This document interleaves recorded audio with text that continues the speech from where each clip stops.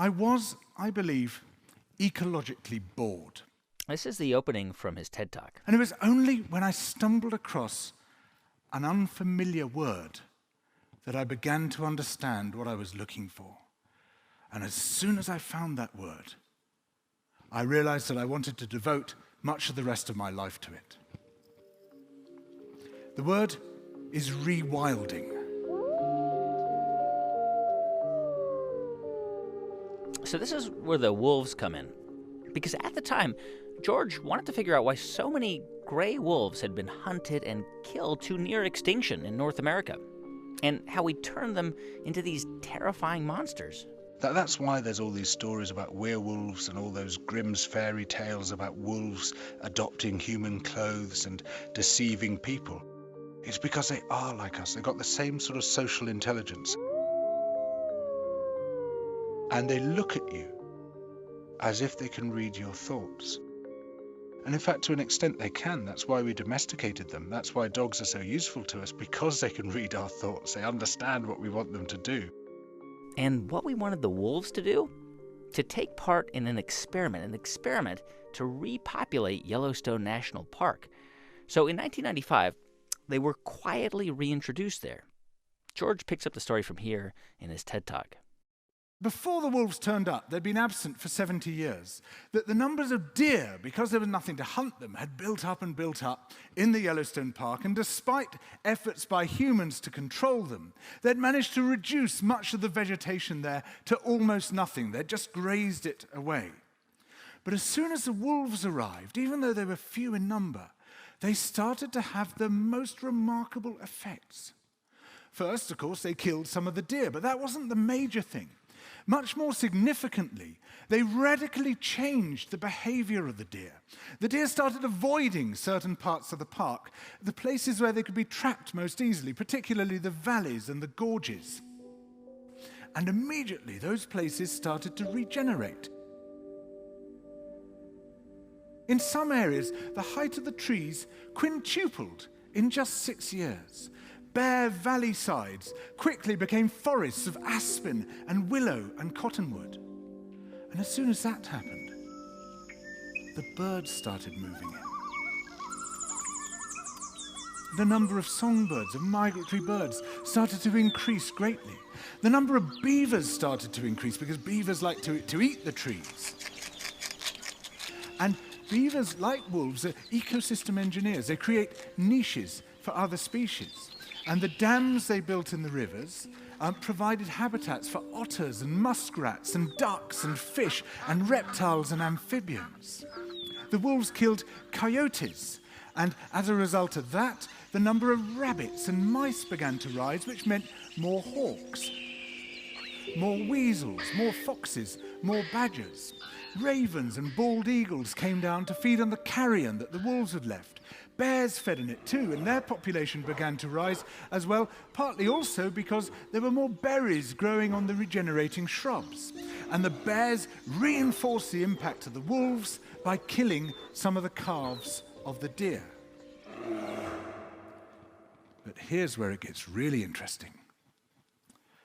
The wolves changed the behavior of the rivers. They began to meander less. There was less erosion. The channels narrowed. More pools formed. More riffle sections, all of which were great for wildlife habitats. The rivers changed in response to the wolves. And the reason was that the regenerating forests stabilized the banks so that they collapsed less often, so that the rivers became more fixed in their course. So the wolves, small in number, transformed not just the ecosystem of the Yellowstone National Park, this huge area of land, but also its physical geography.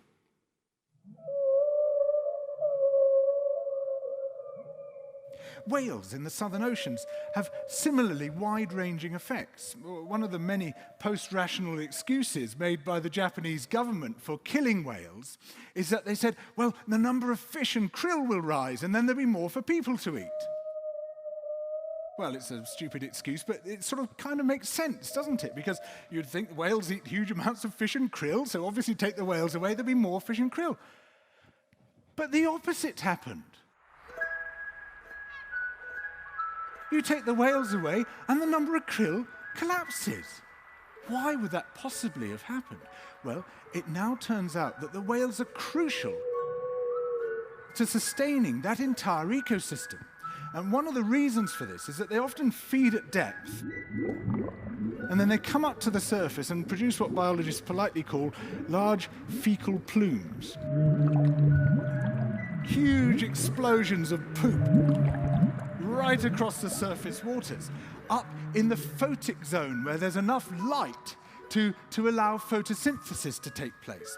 And those great plumes of fertilizer stimulate the growth of phytoplankton, the plant plankton at the bottom of the food chain, which stimulate the growth of zooplankton, which feed the fish and the krill and all the rest of it. And when you look at it like that, you think, wait a minute, here are the wolves changing the physical geography of the Yellowstone National Park.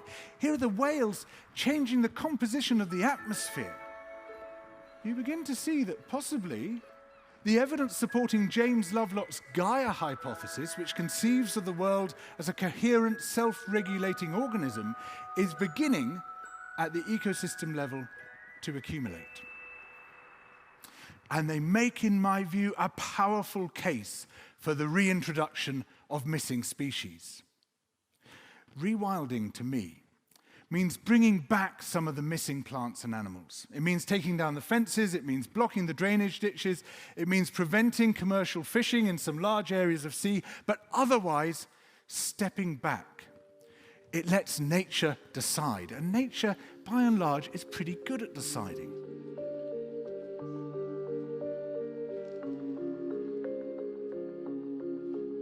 It's interesting because your idea sounds almost primitive, but it requires a great deal of sort of technological know-how and thought, I guess, to make it work, right?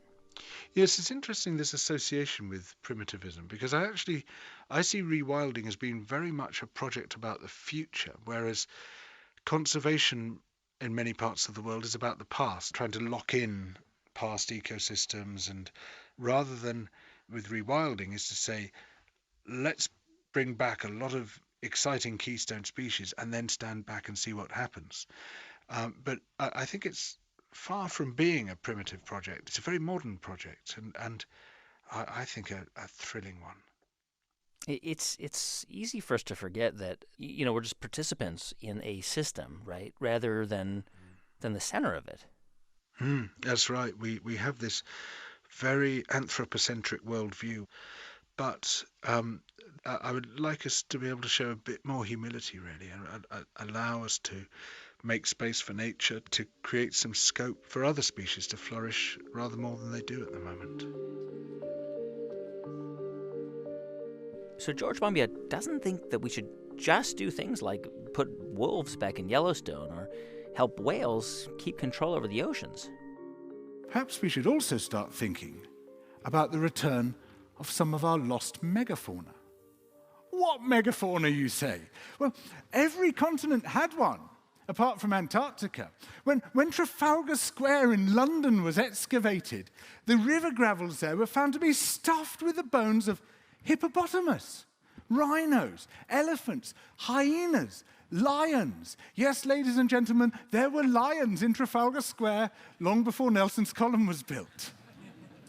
All these species lived here in the last interglacial period, when temperatures were pretty similar to our own. It's not climate, largely, which has got rid of the world's megafaunas. It's pressure from the human population hunting and destroying the habitats which has done so. But you're not talking about, like, bringing lions back to Britain, right? It may require a little public persuasion. The clamour for the lion's reintroduction has so far been muted. But in Europe, there are huge areas which are now being vacated by farmers, and one estimate suggests that by 2030 we're looking at 30 million hectares, which is an area the size of Poland. And what are we going to do with that land? Well, I say let's create some really big national parks. and let's repopulate them with our missing megafauna. Let's bring back the lions. Let's bring back the hyenas and the hippos. And it might also provide some extra protection for species which are under serious trouble in the places where they live at the moment. And maybe this would give them an extra chance of survival. Why not reintroduce some of our lost megafauna, or at least species closely related to those which have become extinct everywhere? Why shouldn't all of us have a Serengeti on our doorsteps? And perhaps this is the most important thing that rewilding offers us, the most important thing that's missing from our lives: hope. In motivating people to love and defend the natural world, an ounce of hope is worth a ton of despair. The story Rewilding tells us is that ecological change need not always proceed in one direction. It offers us a hope that our silent spring could be replaced by a raucous summer.